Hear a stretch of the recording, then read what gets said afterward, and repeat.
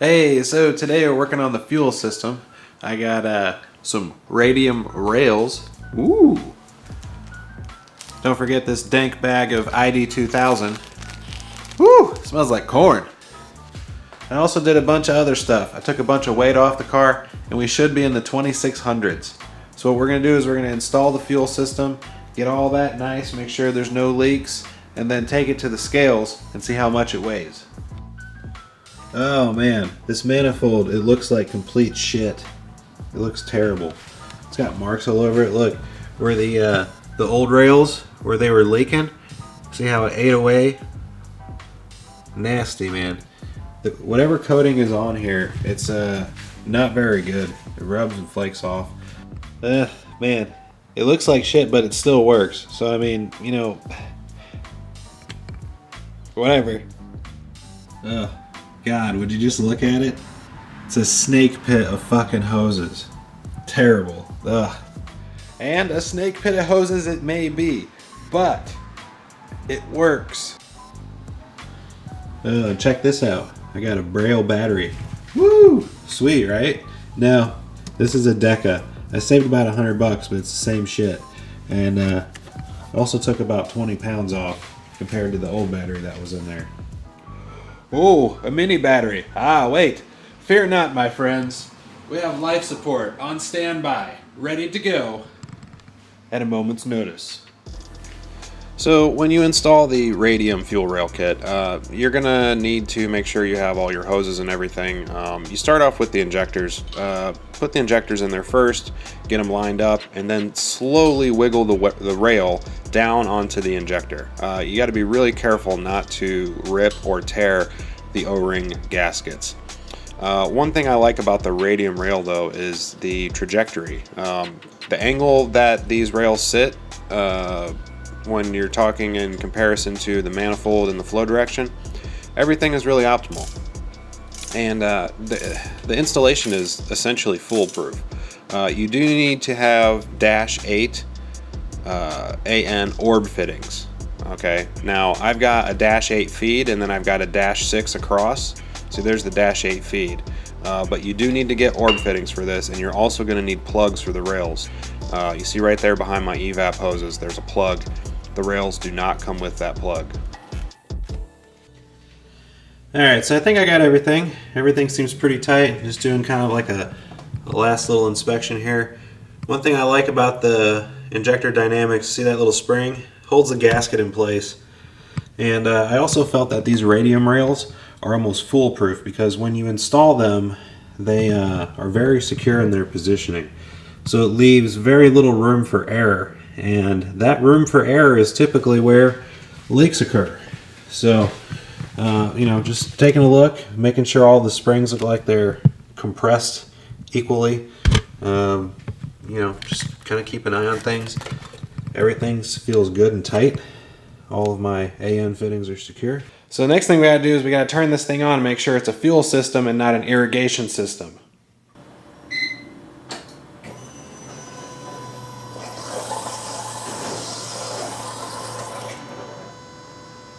Everything looks fine. I'm not seeing anything major. You'd know it if it was leaking. Like, you can see it's leaking oil right there, but I'm not really too concerned about the Evap oil leak. What I'm looking for right now is fuel leaks. Yeah. Everything looks okay. Alright, so what we're going to do is I got a fuel pressure sensor hooked up to the ECU, so we can actually see what kind of fuel pressure we're really getting. Alright, so there's the fuel pressure. Keep an eye on that.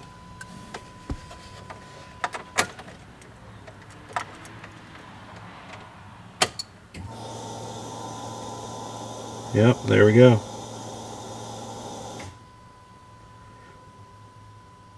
Perfect. Alright, so I'm going to prime it a couple more times. What you want to listen for is the fuel pressure regulator.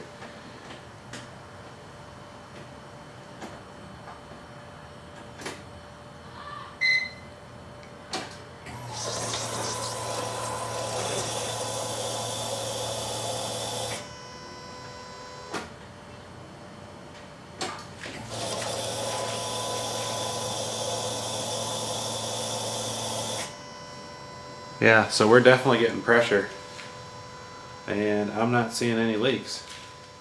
Alright, so now we're going to check for leaks again. I can't stress this enough. When you install fuel rails, you got to check for leaks multiple times.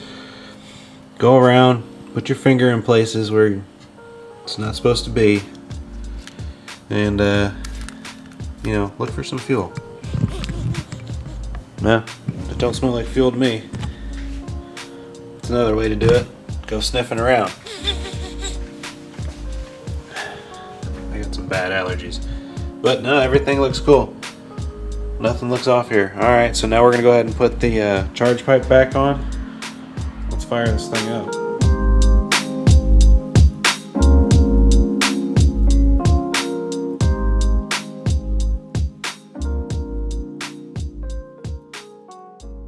So I've primed it a reasonable amount of times. Now it's time to start it. Got the charge pipe back on. Let's bring some life back into this beast.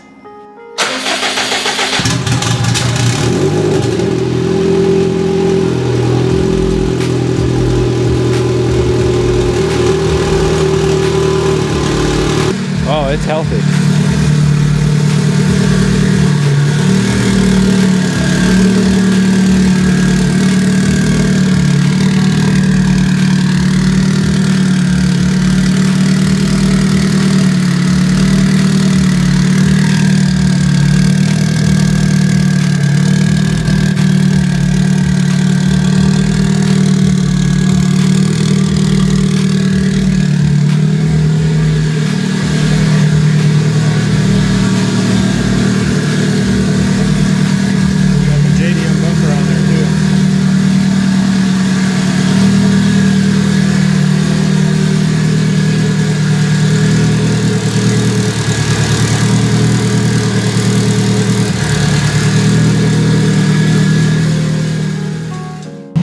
Alright, so we're here at the scales. Now we're going to find out how much the GC8 weighs, but there's a line here because this is a public scale and they do sell rocks. Check this out.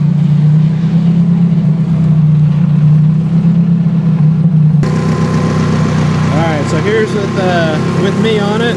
Looks like we're still at... Oh, we dropped it under 2,900, so it's at 2,880. Ah, 2600s. There it is. And that's with 3/4 of a tank of gas. Woo-hoo-hoo! 2680. Oh, I put a mini battery in there too. Oh yeah? Yeah. Nice. That probably helped. Yeah. And I think the last time that we were here, I weighed it with 1/4 of a tank of gas. It's got 3/4 in there now. Yeah.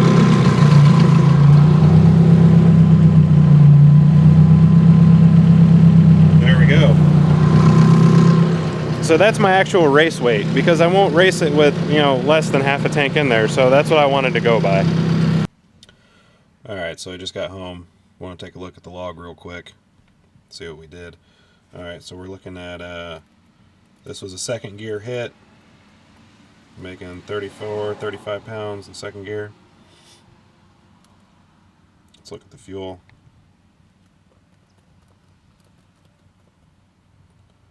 It's got a nice lean spool up here. And I drop it down once it hits about 10 pounds. 12.5. Going forward.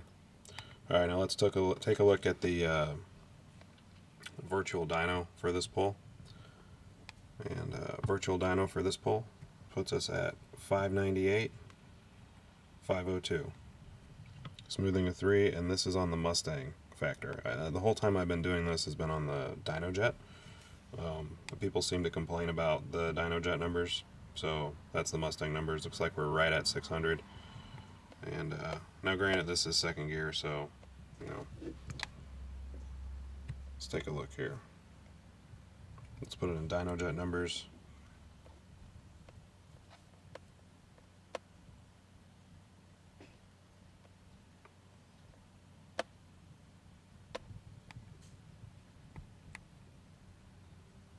So Dyno Jet, we're looking at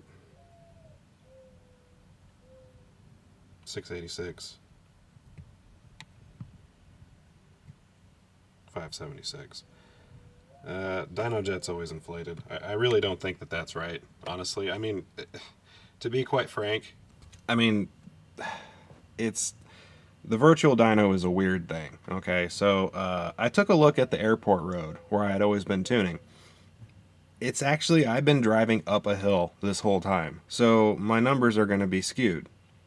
I went out on another road that was pretty flat today and did this, and the numbers went up, you know, substantially. I don't know. The only answer would be is to put it on a dyno. The only problem is that, okay, so the two closest dynos that I have access to that I can use, because I filmed with these people, is Dirty Racing Products and RevWorks. RevWorks is about 2 hours away, DRP is about 3.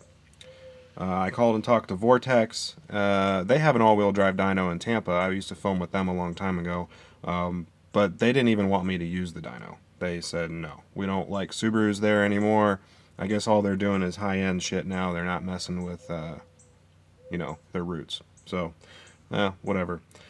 So basically that's why I'm stuck on the street. I really don't know what kind of power it's making, but it really doesn't matter. The only thing that matters is if it's fast or not. Personally, I think it's pretty damn fast because it does struggle for traction.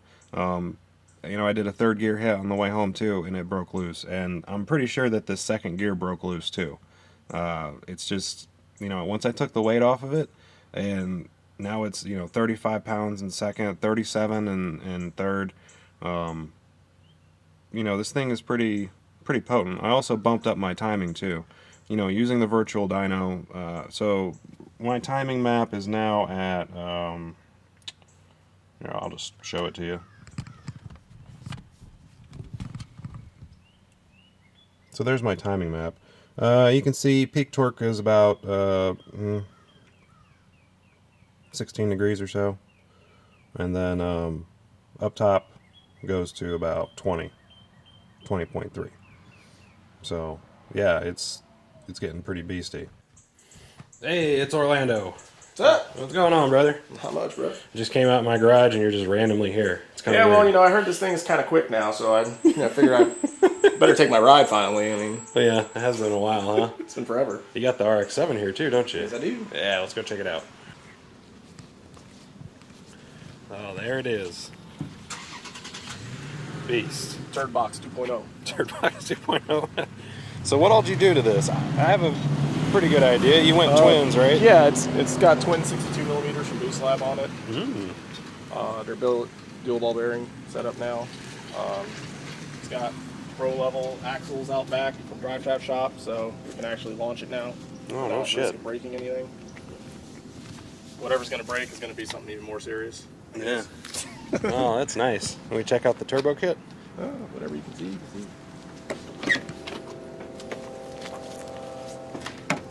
Now we're going to have to disappoint everybody. We're not actually going to do any ride-alongs today, are we? Yeah, unfortunately, the car's got brand new injectors in it, some 2200cc injectors, and I'm still working out the tune on it.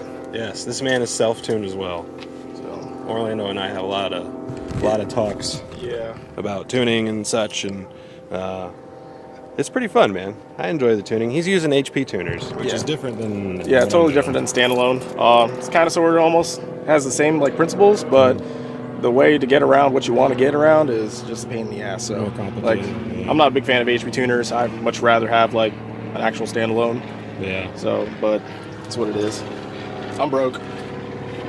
Well, you should get you a AEM Series 2. Do they make them for these? Yeah, they sell the Infinity and stuff like that. Oh, dude, this is sick. I like how this is set up. That's very efficient. Yeah, the intercooler pipes are super short now.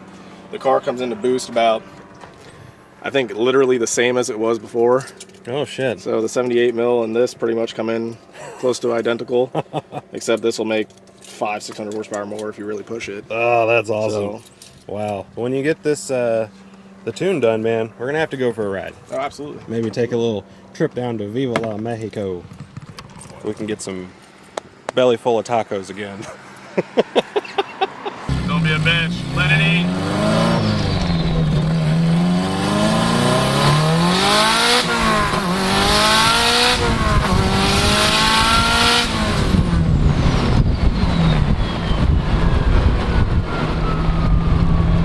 Okay, fourth too. So I said, don't be a bitch, let it eat. So what do you think? I think you need some longer gears. Yeah. These gears are way too short. They're really short, aren't they? Oh, that's terrible. So is it fast though? It's quick. It's quick. Oh, it's quick. It's quick. Quick is not fast. See, Damn that's it. the thing is fast is fast. Yeah, See, my car's quick too. It's not fast. that's true. If it was fast, I'd know it was fast. Exactly. Because it would scare the shit out of me. It's always quick until you know it's fast. When you poop your own pants, then you know it's fast. Oh, shit. I've had a couple moments like that, like, oh shit! It's got too fast right now.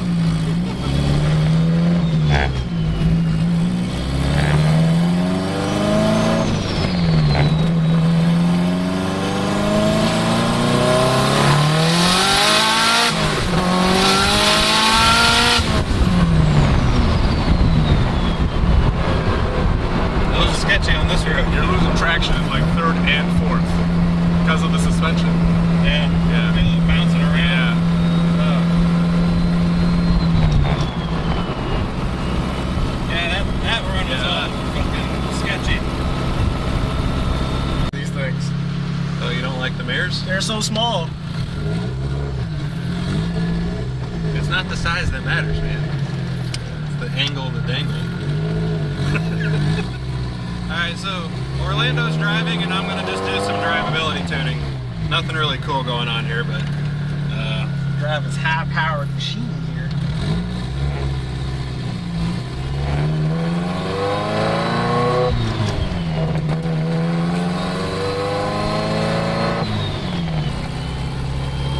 let off the throttle. Alright, go ahead and tap it in.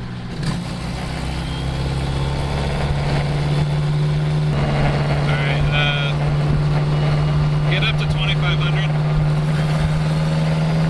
Alright, let off. Then go back in. Is that better? It's a low tip in. Like when you what you do is actually has fuel there now.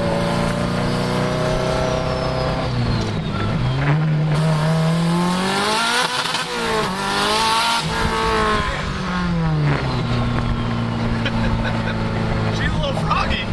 Yeah, they don't really like this street. No. Fucking This is stinks. horrible. This is way too bad for this. Like, what the hell? Oh god, the look on my face was priceless. I was like, oh, that's Garrett. Hey, Garrett. I'm running good. Yeah. That was awesome. You got a little squirrely. Yeah, what are you guys doing? Just street tuning it right now for drivability. Yeah.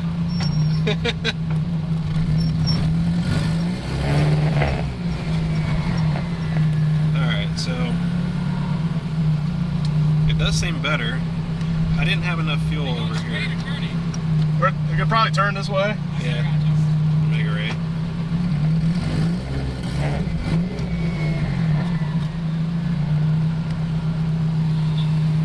Yeah, driving it's definitely a different animal than being in the passenger seat. Yeah.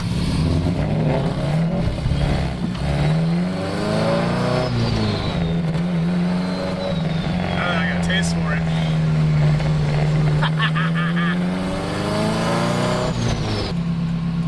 I added a little bit of fuel for that. You're just doing a half quick stab, right?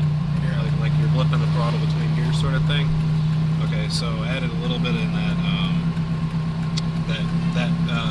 delta value I was telling you about, right in the middle. So we'll see if it's any better now.